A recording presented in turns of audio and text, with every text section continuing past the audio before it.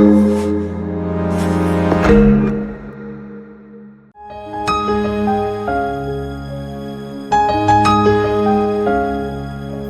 first of all, I would like to extend my welcome and thanks to all of our SN participants. One for being here and one for the journey on which we have been together up to this point. So let's kick-start the session with a round of applause for you guys.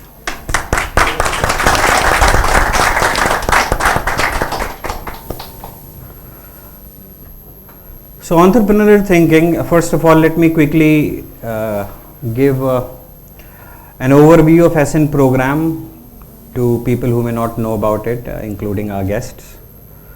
So this is a program for select few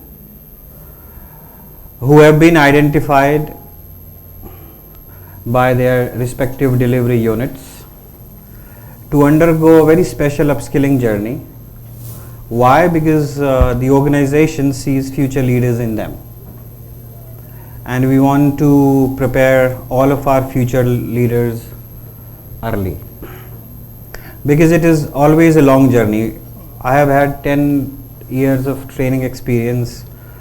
I recently did some calculation and I realized that I have done more than 11,000 hours of training and coaching, and all of that comes to a single crux, that any little change which is a part of behavior requires a certain amount of time. First, the brain has to buy it in, and then the brain decides to make some efforts to bring that change. So that is why we decided that we want to start on early. This has always been a dream of Sunil as well, to have comprehensive learning journeys, and we must start preparing our workforce right from the point they join in, whether lateral or we have fresh hires.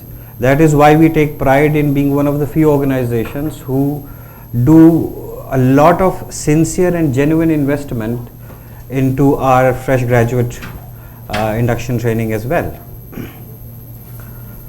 So the select few, this cohort was named as Ascent.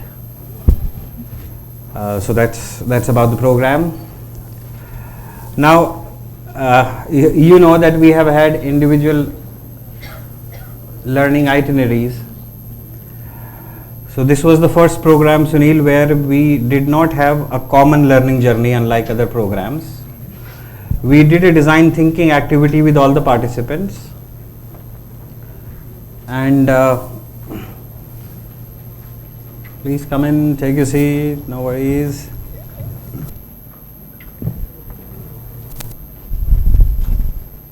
So we decided that instead of having a common learning journey that we usually have, why not let's go out and ask people as to what do they want to upskill on. So we had one input from a DISC assessment that was conducted, so we got a consolidated report, and then we had some organizational pointers, then we looked at industry trends, and the final feed came from our participants. We did a massive exercise with them and ended up into individual learning itineraries instead of a common learning journey. Now entrepreneurial thinking came up as individual interests. It also came up in DISC assessment, and it is also one of the top 3 skills: critical thinking, entrepreneurial thinking, top 3 skills by various research organizations. You look at Gallup, Gartner, you look at the HBR publication 3 months ago. So this has been highlighted as a core skill going further. Why?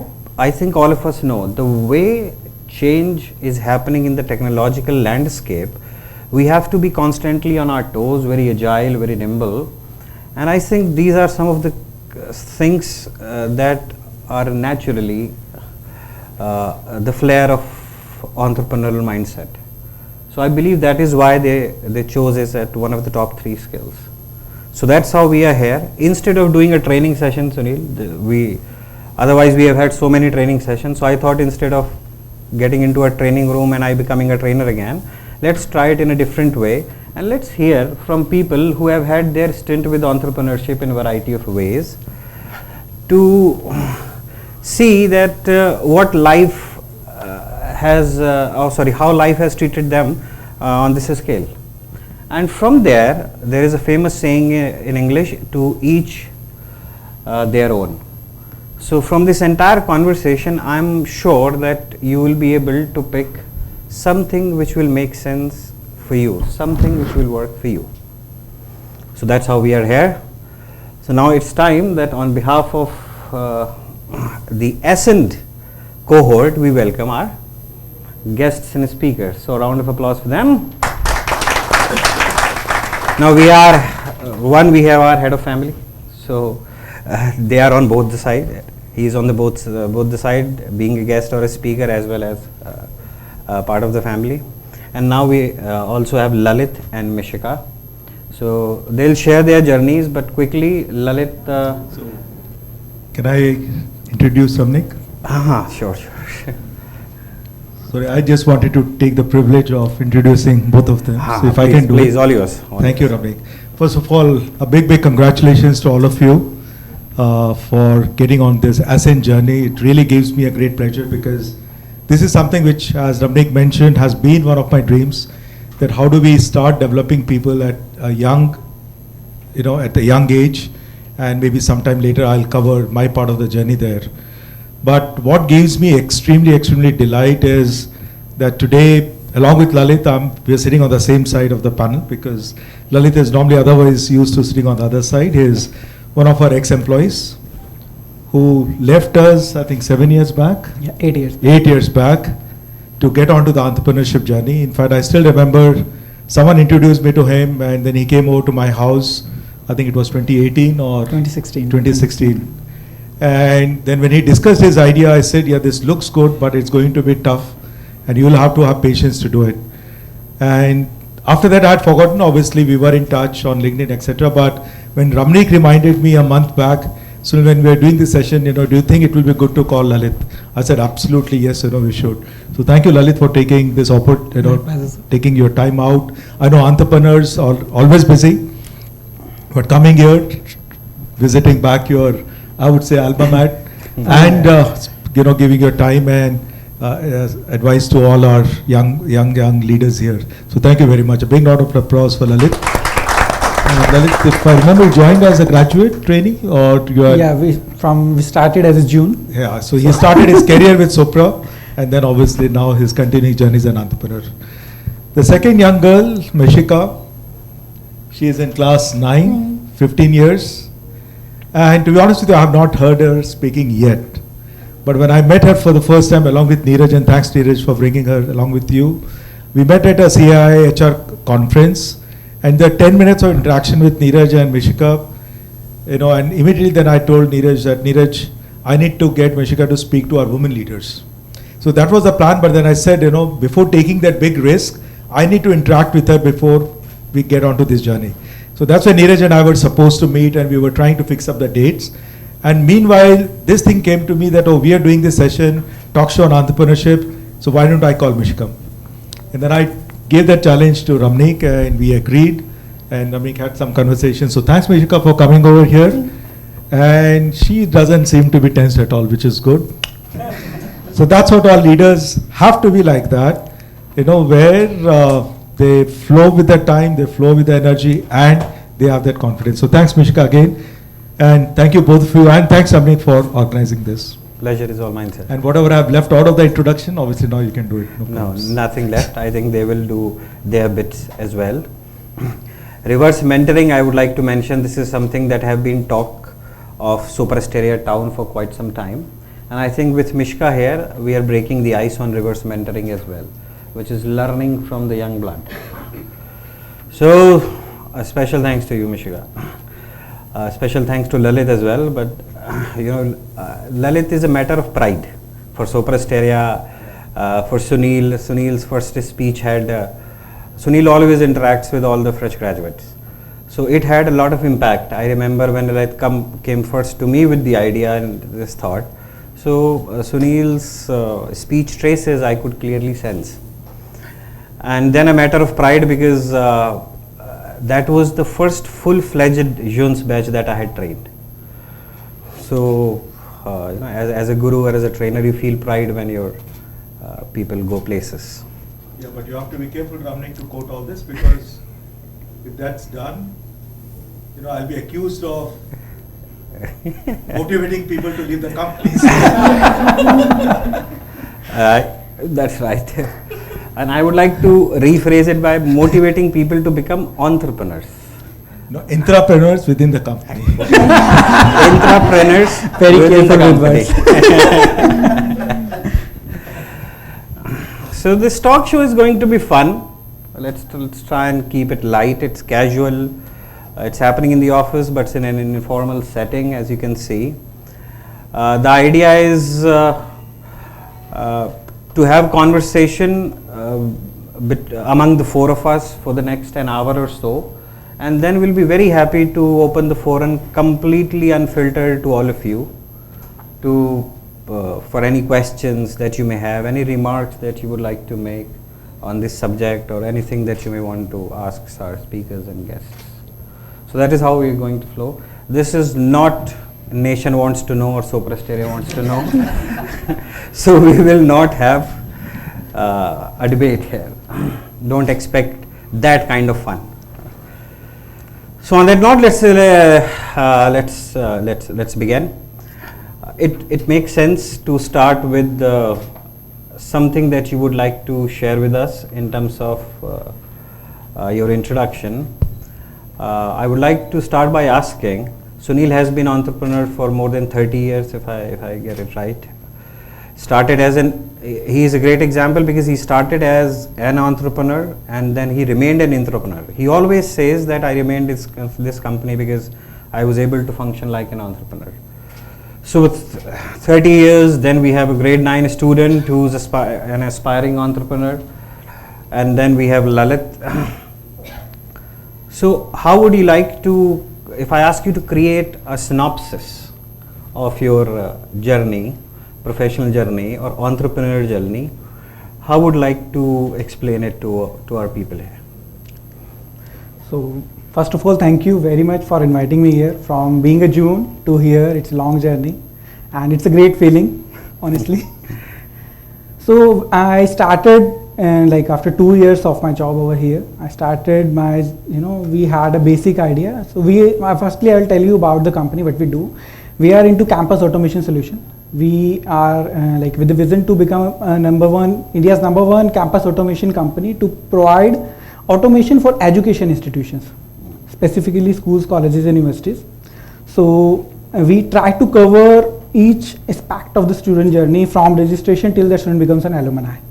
So that is what we do. We are into the automation thing. Each and everything, what we believe, it's in the motto, what we believe is anything that can be done by the machine, it should not be done by the humans. That is what we believe in.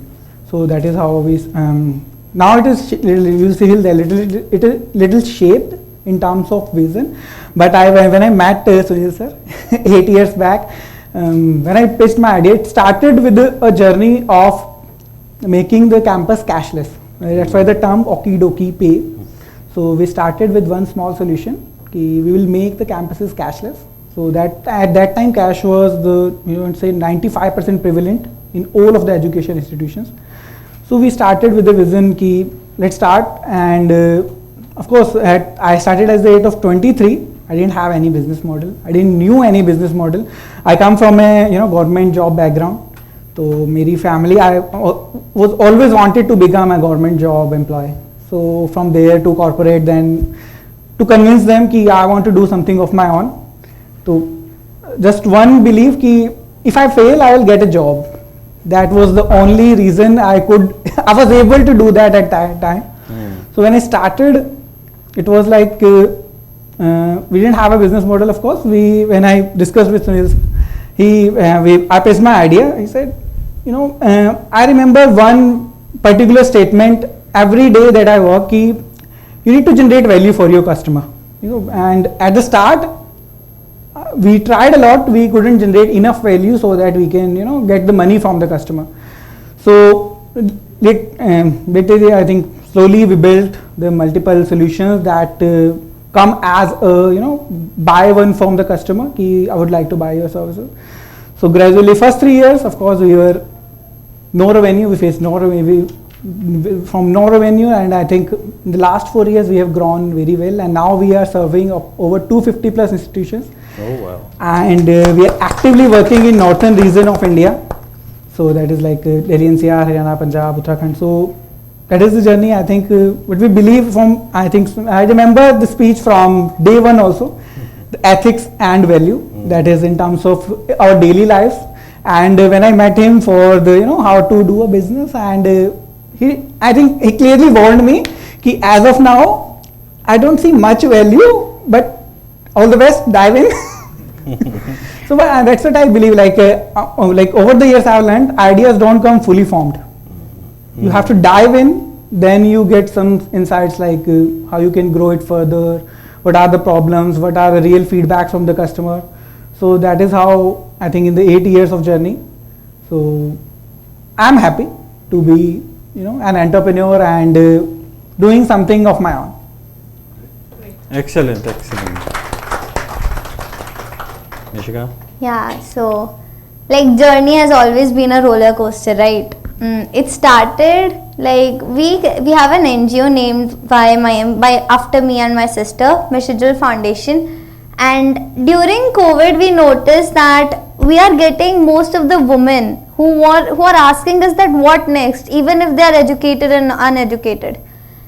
And during that time only my sister ATL started, and my sister participated. Like she got an idea, she got selected in top 100, top 50, top 20. I was like, wow, what an opportunity. She's getting an idea, and yeah, getting ideas is normal. Then I thought that I will participate next. So next year during the batch of 2022 and 2023, I participated in ATL. I got selected in top 100, then top 50, top 20, then top 10. And I got funded for my project or app or prototype which I made, which was about women empowerment. And I got funded by Niti Aayog. And at the end, wherever I go, I look at things and I see that, oh, this is the problem. I need to find a solution. I discussed with my parents and they say that there are many solutions or problems. They can be top 100 solutions, but the one who executes is what the real hero is. So I think I'm focusing on one, which is Shirok, passion to profession, and I think I'm going to make it big by executing it. Yes. So Mishka, would you, in the interest of our audience, would you like to tell us what ATL is and what Shirok is about a little more in detail? So ATL is ATL Tinkering Lab, and if I say like they started an opportunity for youngsters so that they can come up with a problem and a solution. They will provide 1 month mentorship, and they will provide you all the mentors and all, and at last you will have a pitch. Like you have seen Shark Tank, right? So it's like you will pitch in front of sharks, they will select, and you would be in top 10. You would get funded by Niti Aayog too. It was like quite a low amount, but yeah, you can upload it on Play Store so that you can get an idea what it is, how does it go on, and that was the kick where it started. My app, and my app is Shirok, passion to profession. Like it refers to that nowadays women don't know what to do in their lives, and if they're uneducated, what they can do. They're facing a lot of atrocities by men nowadays, and men dominating facility. So they are facing a lot of atrocities by men, and I think women need to be independent. Even if they are not educated, they can convert their passion if they are dancing, singing, or English speaking and all. We can teach them at a platform and they can earn from it. Excellent. So, excellent. Okay, so Mishika, one thing at Sopra Steria, we have 30% women and we have a lot of women leaders, and I'm sure we have our talent head also here. She will agree that There are no atrocities against women. We're very, very balanced. But I agree with you. I think how do you convert the energy in the female to become more productive, which is, from the money perspective. No, that's great. Great to hear you. Absolutely. I think the key takeaway when you said that they have to be independent, period. Regardless of anything. Women have to be independent, and that's what your vision is all about, right? Excellent. Thank you. So over to Sunil now. Yeah, so I think I was just trying, obviously the journey is pretty big, 32 years, but I was just trying to reflect back what brought me here. So it was during college times, when I was at Roorkee, I used to think that I have to do something on my own. But what it is going to be, how it is going to be, never had that idea. Actually, because of that, initially I did not even sit for campus interviews. But then suddenly I realized, what am I going to do if I don't have a job? And those days jobs were less. Finally, one of my seniors from college had come to IIT Roorkee for campus recruitment, so my resume also went to him. Then he started interviewing, and then he said, "You play badminton?" I said, "Yes, sir." "Oh, you were secretary?" I said, "Yes, sir." He said, "Yeah, everyone who plays badminton are very good, so come and join me." So that was the interview we did. Then later on I came to know that he was also the baddie Seki in his times, in 84. And I'm still in touch with him, Ravi. Anyway, one or two things I just thought of telling you. So while I was in job with him, and it was a lot of travel used to happen. And one of these travels I was supposed to go from Delhi to Bhopal. So in the night he called me up and said, "Sunil, you have to go and visit Army Bhopal tomorrow morning." I said, "Sir, ticket, go and buy it at the station." Shatabdi had just started. I'm talking about 89, 90. So I went there. Obviously I was entitled to chair car, normal chair car. And the moment I went there, no tickets were available. And then I thought, what do I do? Should I call him up? And those days mobile phones were not there, so only landlines. But then I took a decision on the floor. He said it's very important for me to go to Bhopal, so which means that this job is important. So I just asked for a executive class chair car, and I bought the ticket. In those days, executive class chair car used to be double the price. I went to Bhopal, came back, submitted my travel bills. No question was asked, so I said, "Oh, it is fine." But then a couple of days later, I came to know through some conversation that my boss was called by the finance team, and he went through a grilling that how could you allow a fresher to travel first class where he's not entitled, and I'm sure he must have convinced what it is. But that is where I think this whole thing comes up, because an entrepreneur mind thinks that is what is right for his customers, what is right for the business, what is right for the people, balance it out and take a decision. And I could do that. But the other side is also equally important, which sometimes we don't talk about it. Is your ecosystem supporting that enough? And that is where many a times we have an easy way to say that, oh, if I do this, this will happen, this doesn't support me, that doesn't support me. We'll have enough reasons to give. But yes, I fully understand that the ecosystem is very, very important to support that. And if I can give one quick example without naming any person. So this was a senior person who approached me, and he spoke to me for almost half an hour what he would like to do. So I said, "Do it." "No, sir, if I do it, my boss will have a problem." I said, "Then?" "No, he will go and complain to this." I said, "Okay." And then finally I said, "Where is the complaint going to come?" "Sir, to you." So I said, "I'm sitting in front of you. Because the highest escalation is going to be at my level, and you're telling me that you're going to have problems doing it." Anyway, he went ahead and did that, and then he realized that sometimes you have to take that bold decision. And if the ecosystem is not supporting, we have to find ways and out. And still you think that it doesn't support, maybe then that's not the right company to work for. Then you have to take that call and that decision. But I think we have to get out of that mindset of, oh, this cannot happen, or this cannot happen, or that cannot happen. If I do this, we start creating everything in our mind, if then else, if then else, if then else. So you all are IT engineers, you're used to writing this code, right? If then else, what happens? So forget that if then else. Yes, try to do that analysis, thinking, I'm not saying don't do that, but don't get into that loop, and then you will never come out of that loop. And most of the times, I can tell you 90% of the time, if you have done the right thing, which is right for the three axes I said, your customers, the business and your people, the ecosystem will support you. So that's where, and this particular person, his name is Ravi Sharma, who's my first boss. He actually became MD of Alcatel India at age of 38. And then at age of 51, he was MD of CEO for Adani Power. Then he decided to go, leave his job, and now he's into social work. So yes, I was very lucky enough to get a good boss who supported me, but I'm sure you all also all have those bosses. Sometimes you have to get those feelings generated in them. And if it doesn't happen, I've already told you, you know how to do it. Right? Thank you, Sunil. Sunil also deserves a round of applause.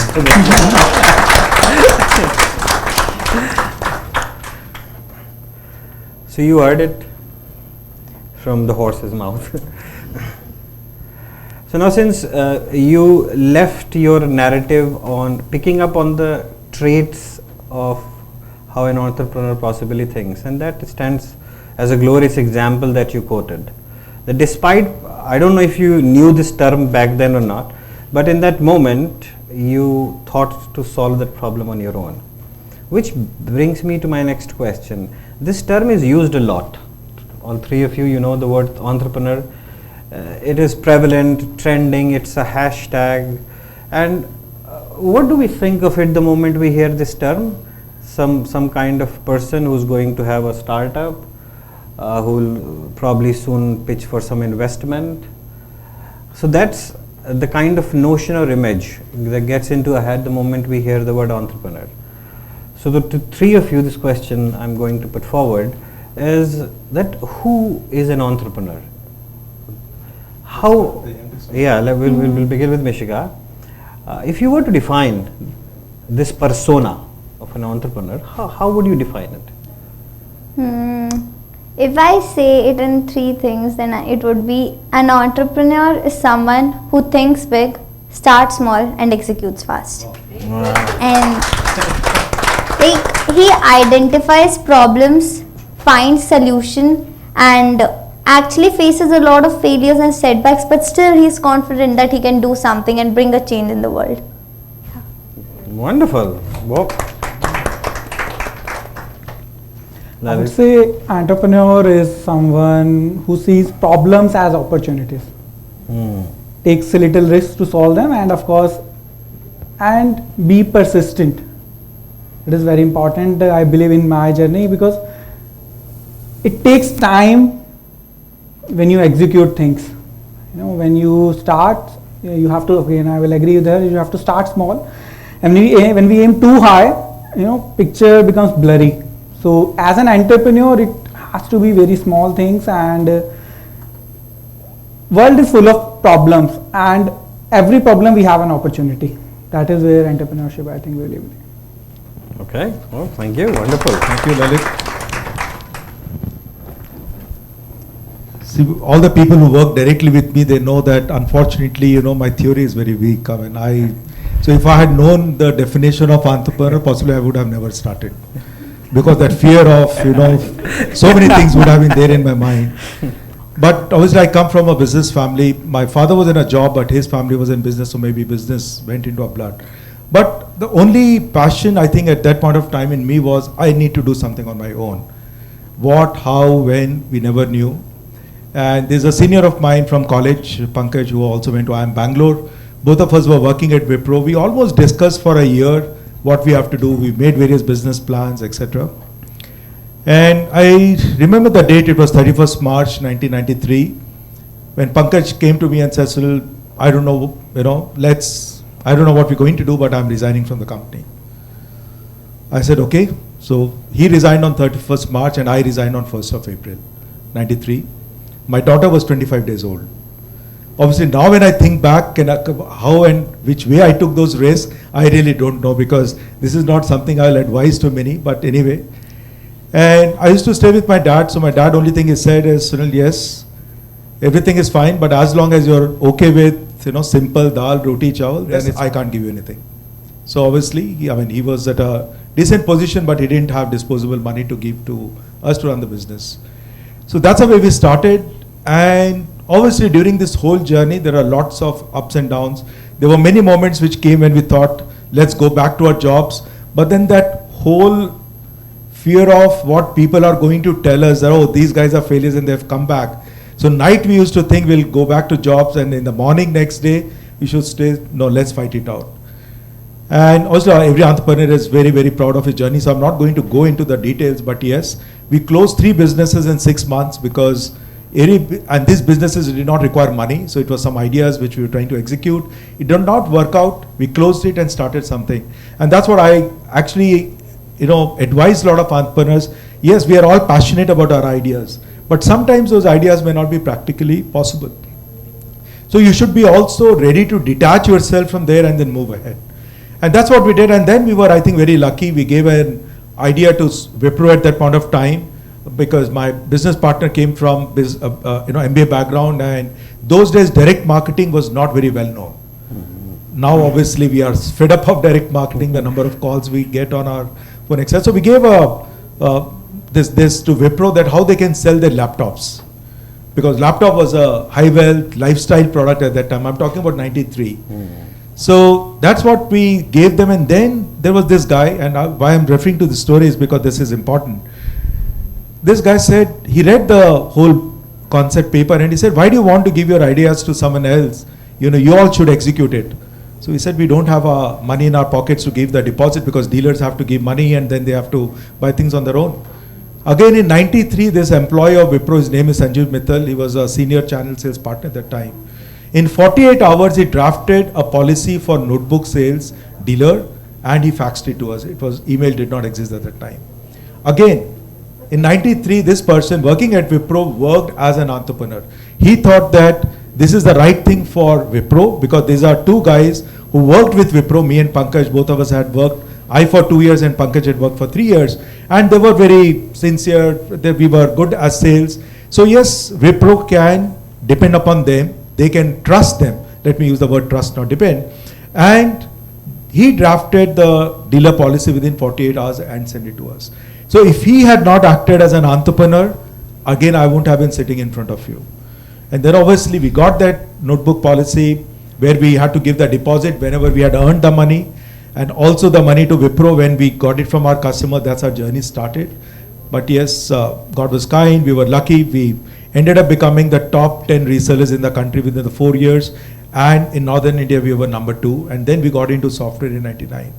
But I think this whole entrepreneurial behavior of this gentleman, Sanjeev Mittal, who later on also founded Bharti Telesoft, which became Comviva, and that's acquired by Tech Mahindra now. He was the founder CEO for that. And the same thing he did at Bharti Telesoft also. He said, let me start this company which will focus on telecom software. Tech Mahindra did much later, right? So I think in all organizations we have that, and it's just that, like as I said initially, if your ecosystem gives you that opportunity to grow, then it is definitely then possible.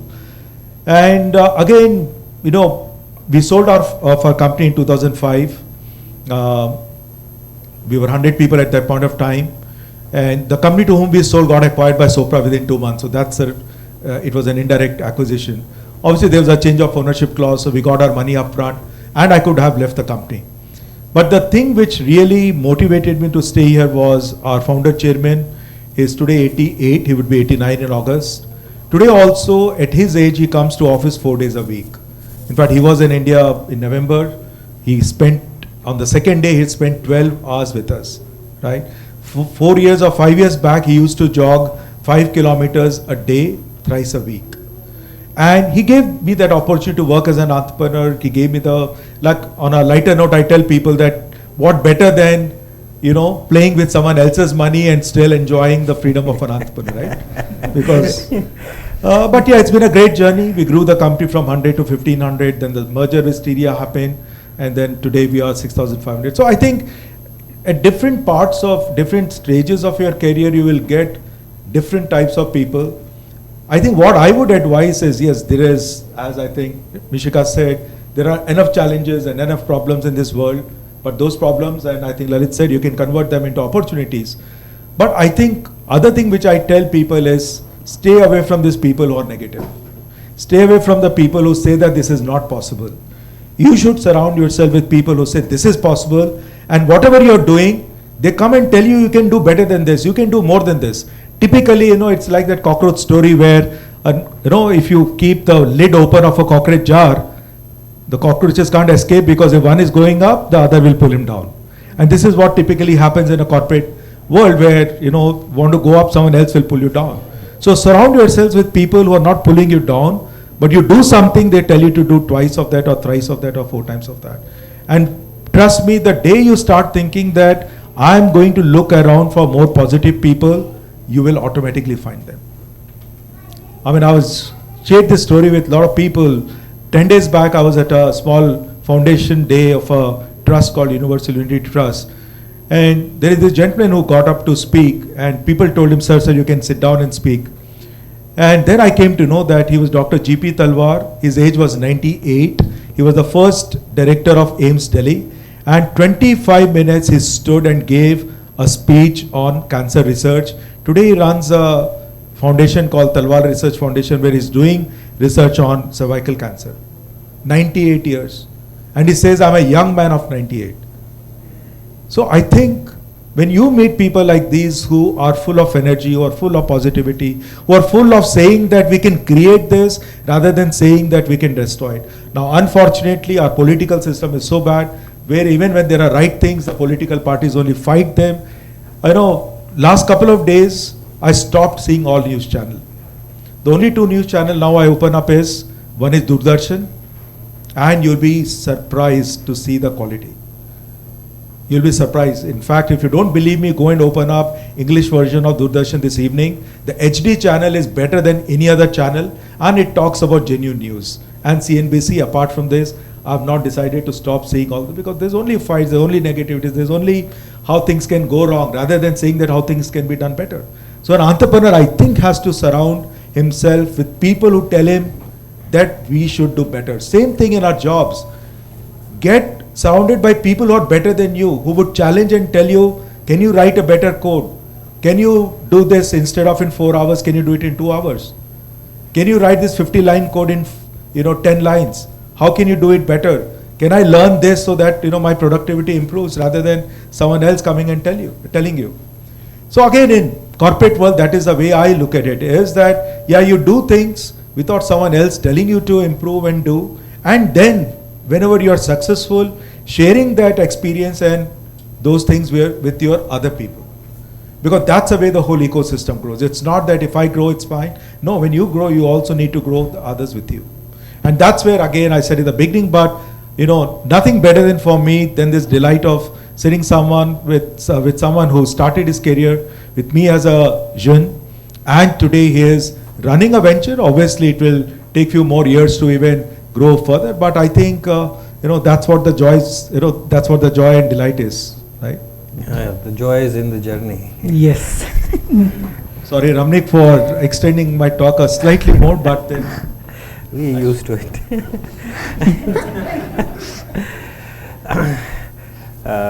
So thank you, Sunil.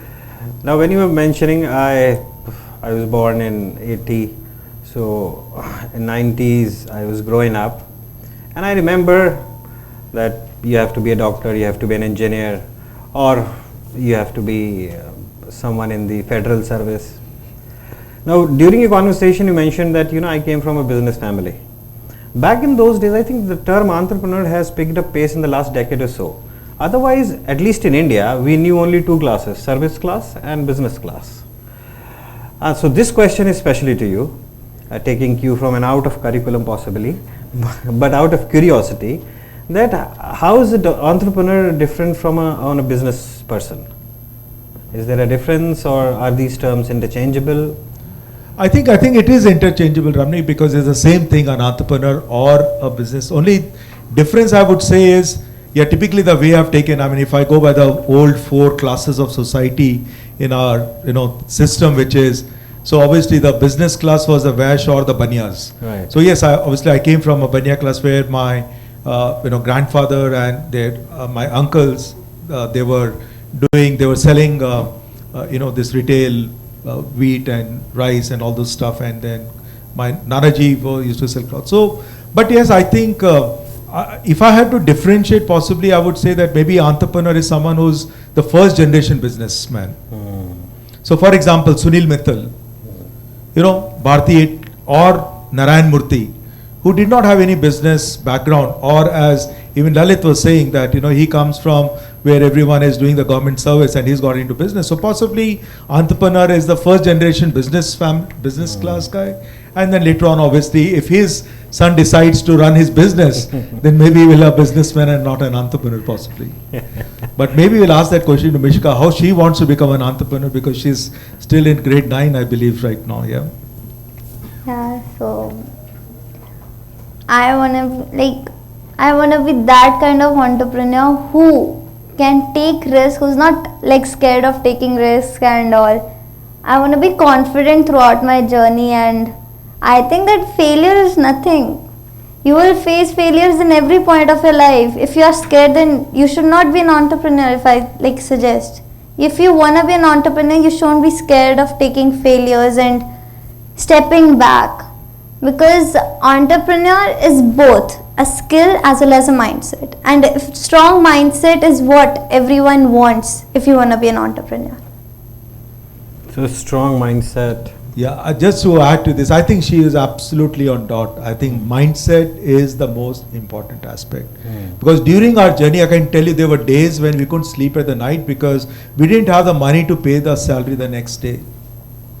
And just thinking how you're going to do it. Now, the one way is make yourself bechara and say, oh, what can I do? I can't do anything. The other thing is that you look for ways and means to see that how you're going to get that money from, where and how. So it's only in last 32 years twice when we could not pay salaries to our people on time.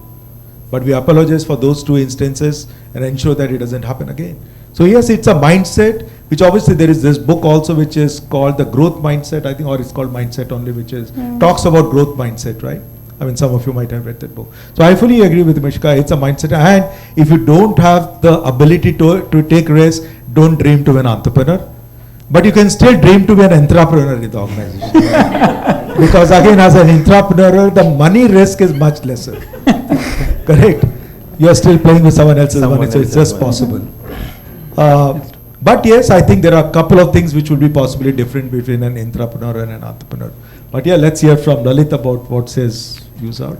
I would say entrepreneur, like I would agree with you. So the only difference I see is the first generation business owners. I think business and entrepreneurs are the same thing for me till now, till he said the same thing. So, and during the failures, of course, she mentioned like you need to learn to embrace failures, of course. And in my journey, what I have learned is the positive network that you mentioned, Sunil, that is very, very important. And sometimes you don't have it. I think when in my journey, I didn't have any, I didn't knew much people who, who have grown business. I met Sunil. I think I have met many people who I could have reached. But if you don't have those network, you can still have your virtual network where you can listen to people who have grown their business. I would say I'm a follower of Jack Ma, the Alibaba founder. In my failure days, I used to hear his interviews. That gave me a lot of positivity, and the best thing about him is I think what I learned most is you don't have to be very smart. You have to have a basic things, basic abilities, and of course entrepreneurship is both mindset and skill, and both can be developed with time. Yeah, just add to it, Lalit, very quickly. Ramneek, sorry for taking please from don't me. be So sorry. 2 things. I think as Lalit rightly mentioned, you don't necessarily need to be smart, and I endorse that because there are a lot of smart people who are there with me. Today they're doing something else and not necessarily the entrepreneurs. Learning from failures, this has been my favorite part, and I have told about this story, but since many of you we are meeting for the first time, a couple of years back I was very lucky to attend a NASSCOM Microsoft conference where Vinod Khosla was there. So Vinod Khosla is the founder of Sun Microsystems, and then obviously that got sold. So today he runs a venture called Khosla Ventures. In fact, they're also doing a lot of work in Bangalore, and obviously he's someone who also owns an island in Bay Area. And one of the things which is said actually has remained with me was he graduated from IIT Delhi, I think in 78 or 79, and the first business he started was he opened up a factory which used to make soya milk. And that was a complete failure. Then later on he analyzed why was that a failure? Because in those days natural milk was available at much lesser price. So why would someone pay a higher price and buy an artificial milk rather than a soya milk, right? And then he obviously did not give up. He started something which succeeded. So like, for example, the biggest success is obviously Sun Microsystems. And that's what he then said, that we learn more from failures than successes. Successes, there are a lot of opportunities, luck, etc. which make it happen. But when you fail, you are able to analyze the reasons that why I fail. And that's what he said, I learn more from failures than successes. And in India earlier, it was a big taboo. When you said to anyone that you're a failure, no one would come and try to listen to you. But now obviously this is becoming, it's acceptable that yes, even if you fail, it's okay, we'll learn. And for example, Sabir Bhatia, most of us must have forgotten his name, right? He was founder of Hotmail. Hotmail, yeah. He made 400 million. But tell me one venture which has succeeded after that of his. None. I won't say he is good or he's bad, but I'm just saying that even after a successful venture, he's not been able to, have another successful venture. Whereas you have others who have done that multiple times. So there are a lot of other things which will make it success or failure, but trust me, what you would learn is from failures, and that's where don't ever shy away from taking risks. And I can tell you at Sopra Steria, that's something which we all talk about it, tell our people that take risks. There is nothing, if you're failing, we are there to support you, because failure is part of your development process. But definitely you learn a lot more from failures, and that will exactly tell you what has gone wrong or what has gone right. Right? Very interesting.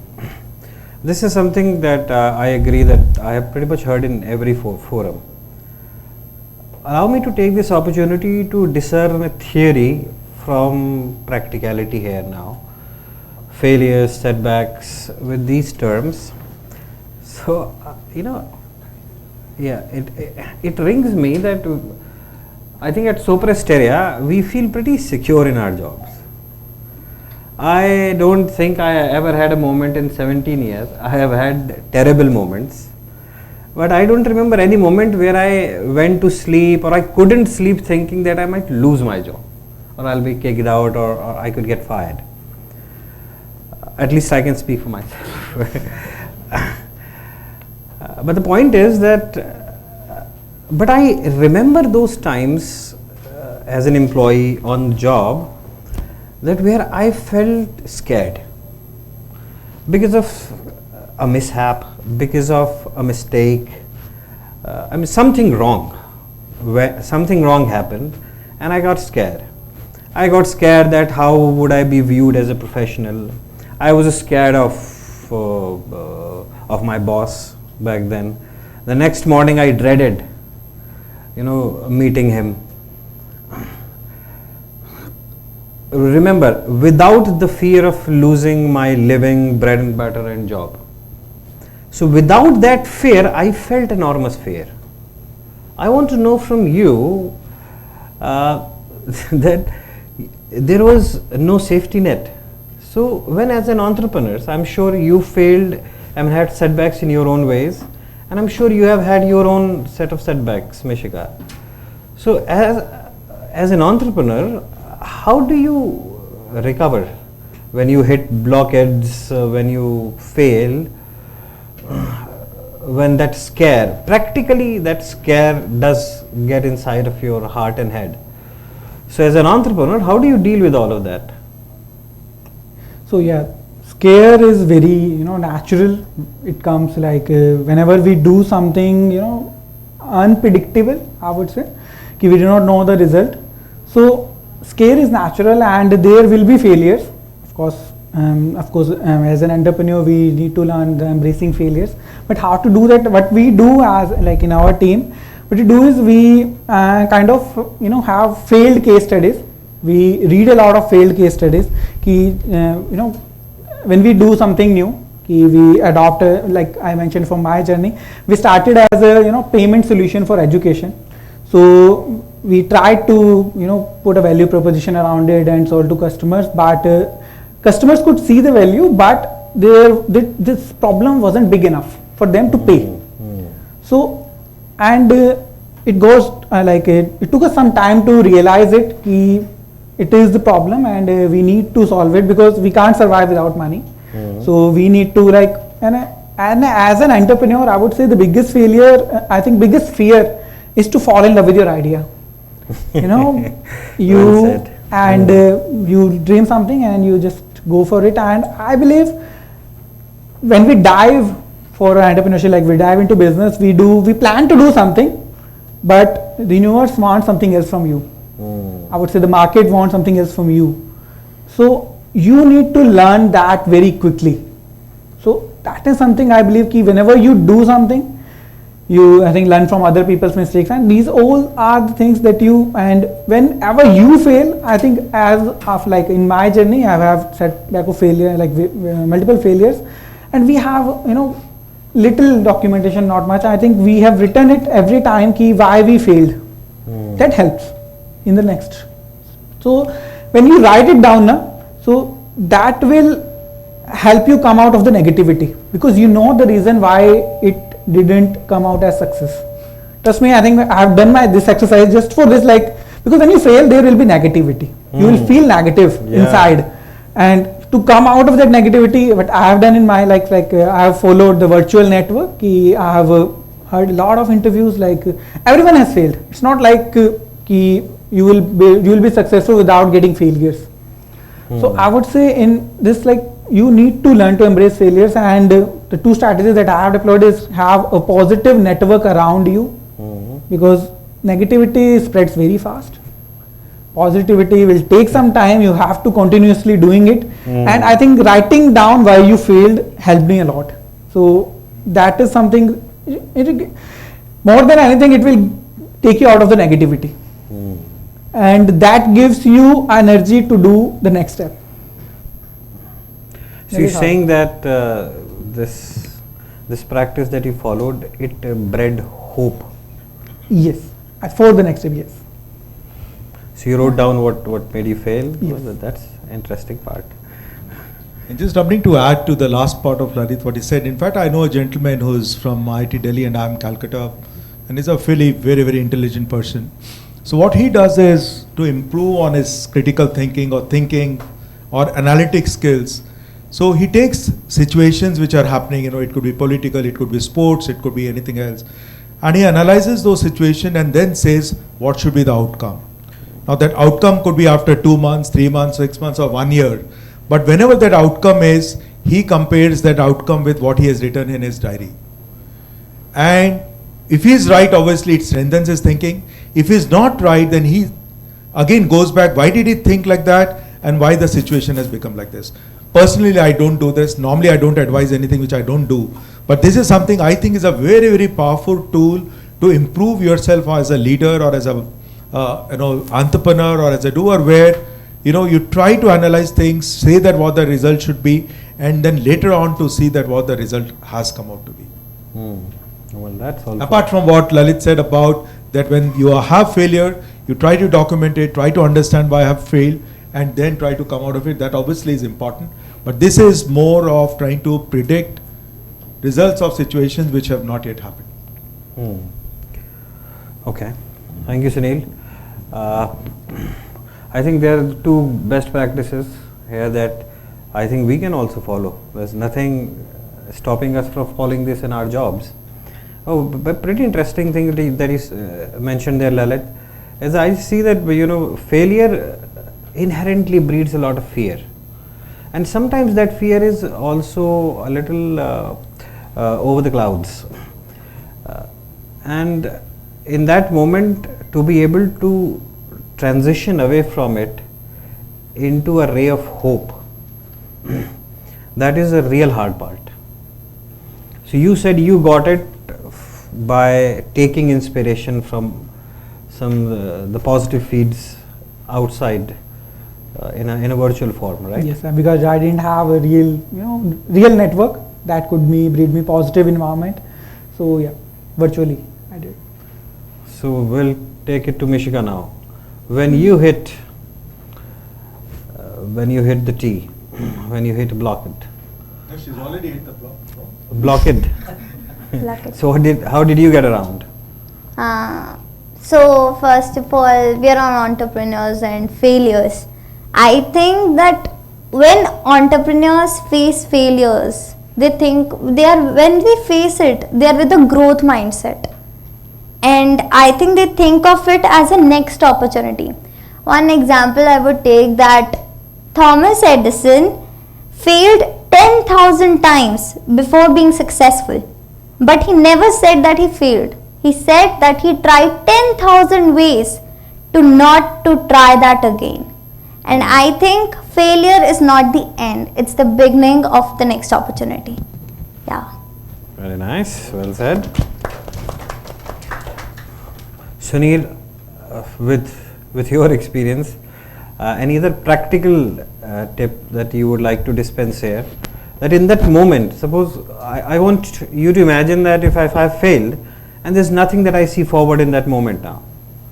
So how do I transition myself from this moment to the moments that Mishika has described? From the darkness to light.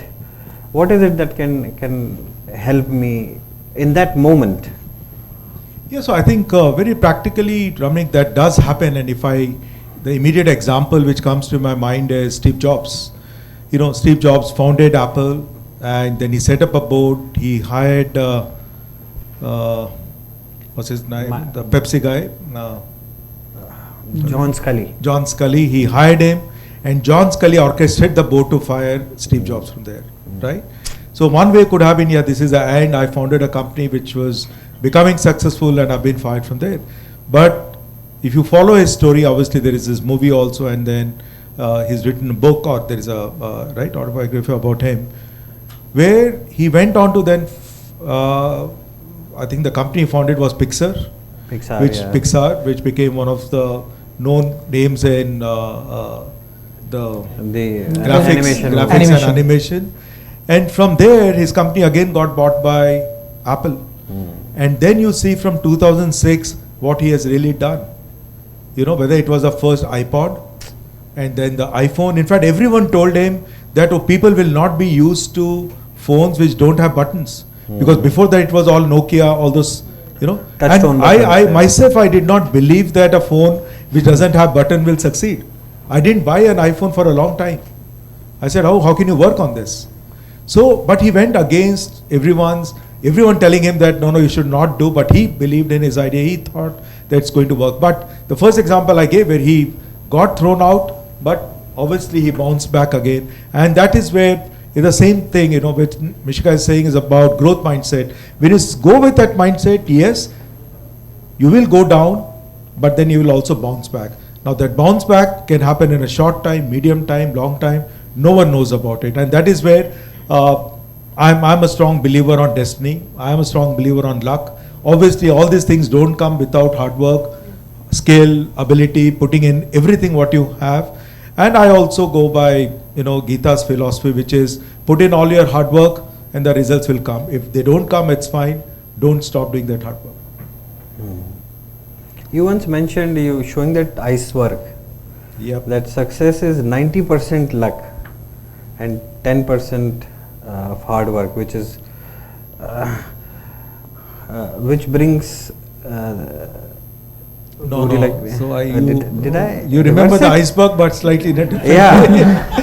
So 1%. that iceberg basically showed that, when you are successful, people only see the top 10%, which it is there, which is your success. Yeah. They don't see the 90% below it, which is all the hard work you have put in. There are a lot of compromises, or you must have had to make during in your life. Adjustments. I mean, when I started my business, obviously, as I said, my daughter was 25 days old. I was just married for a year and a half. But we didn't go for any vacations for 7 years. Well, we couldn't afford it. We used to work 18 hours a day. I used to come back from office at 8, have dinner, again go back to office, stay there till 12, come back, then sometimes go to office at 4 in the morning. Because I used to clean the office myself. I used to do the order processing, sales. During the day, it was only with customers. Because if you don't sell, your idea is of no use, right? If he's been able to get 250 customers, I can tell you, sometimes to us, sales seems to be the easiest job, right? Yeah, you just have to speak some nice words. And maybe, Ramneek, I can take a minute here to explain, to give my experience about my first sales experience. So when we became entrepreneurs in 93, obviously our first 3 ideas, that failed. And the 4th one was to start selling laptops of Wipro.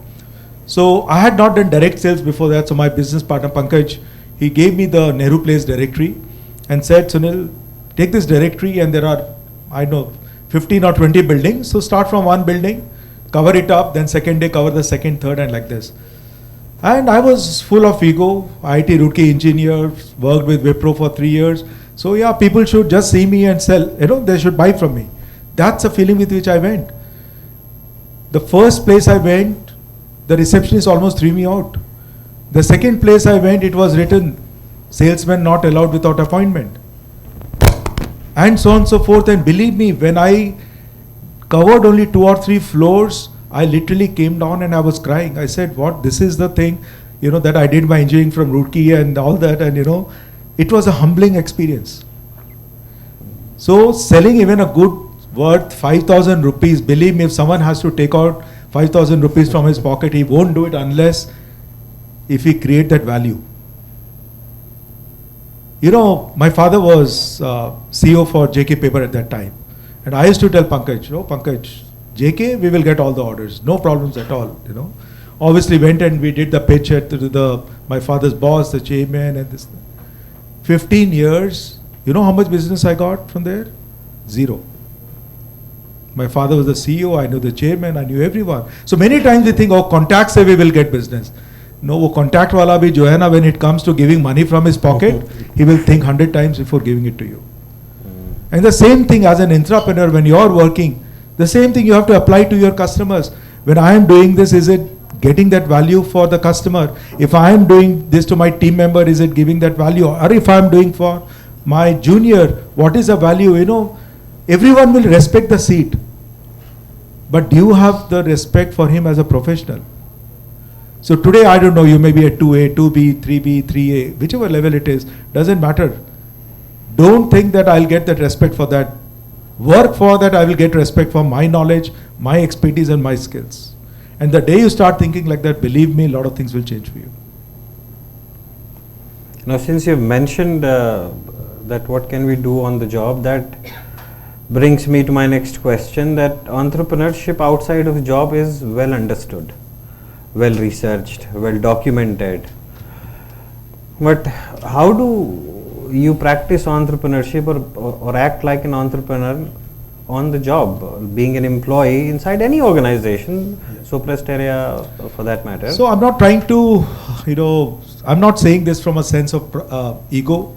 It's more of trying to give real life examples, because you actually learn a lot from real life examples than theoretical. So obviously, recently I saw these 2 movies which I've been talking about, 12th Fail and Shrikant, right? And obviously there are others which talks about living legends. But let me come to a real life example. When Sopra Steria merger happened, there are many other incidents, but I would like to talk about one specific one.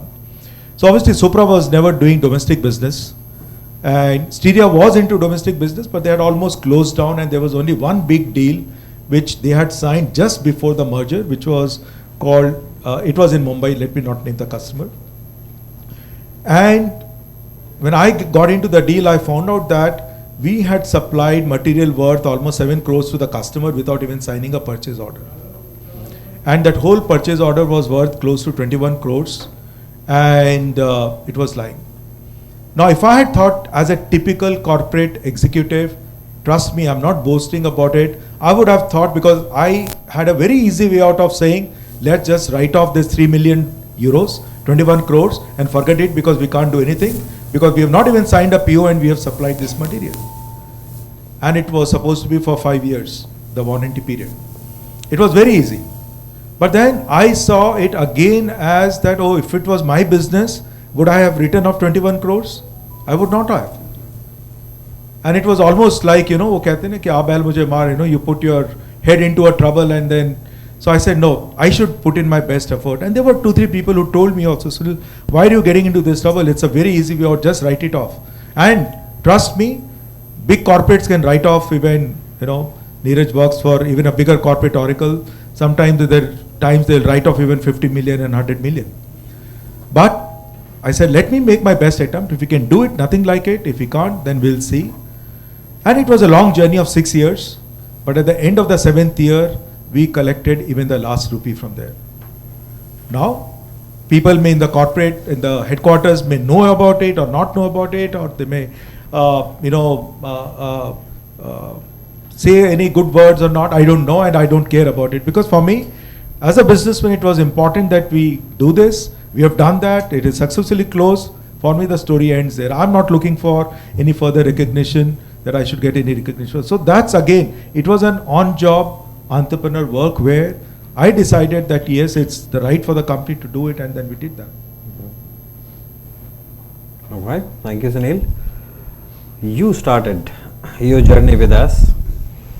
So you stepped into your career. You became you were an employee for about 2 years, and then you became an employee of your own. So how would you like to answer this question? That how can somebody act like an entrepreneur while being on the job, working for an employer, someone else in a company? I would say like the basic definition of entrepreneur is like see problems as opportunities. I would stick to the same thing. I think the world is full of problems, and world will stay full of problems. And I believe that, like, I would say today, like when plastic was invented, it was a big solution for a lot of problems, but today it is a problem. So whatever we do, the cycle will repeat. I think world will stay full of problems, and in terms of like to be in the same organization, I would say we have problems around us. We just need to see and find opportunities what we can do to solve them. I think, and this is something, and I would say the innovation, I think it's not really related to the tech thing. I would say the innovation it's everywhere. Like it could be a tech, of course, and it could be a process, it could be a business model, it could be anything. It's not necessarily a tech. I would say innovation is like a lot of time we presume like innovation, it has to be something technology. It is not true for me, I guess. So innovation in terms of like whatever we are doing, there are a lot of problems that we can solve if we take some initiative, and we can find solution for them, and we feel good about it. Like whatever we do, it gives why we do it. Like I would say why, like it's easier to say like when you're working for yourself, but I would say even if you're working within an organization, the satisfaction is very important, and I would say that will give you a lot of satisfaction. So that is the and I in my journey also, like if I thought sometimes like if I wouldn't be an entrepreneur, what would I do? I would say like I would be doing something like this, like whatever I was doing, I would be doing something like I have to be proactive in terms of solving the problems, finding solutions to and problems are everywhere. That's you have to believe, like we in every sense, like the way we are building the product, the way we are shipping it to the customer, the way we are and executing little things in the business. So that is the only thing I would say. Innovation is not necessarily tech. It can be anywhere. It can be a shipping, it can be a process, it can be a business model. So small tweaks can help you become really it helps you develop entrepreneurial thinking. So I would end like this.